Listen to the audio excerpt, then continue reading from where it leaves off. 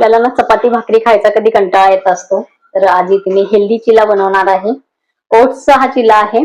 तर ओट्सचे मी पीठ कसं बनवायचं माझ्या चॅनलवरती मी रेसिपी दिलेली आहे.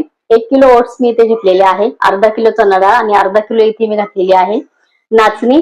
त्याचं हे पीठ आहे. इन्स्टंट पीठ करून ठेवलेलं असेल तर पटकन मिक्स करायचं, जरासं मीठ घालायचं आणि याचे मस्त घावण होतात. इथे गरमागरम जेवण आपण इथे बनवून खाऊ शकतो.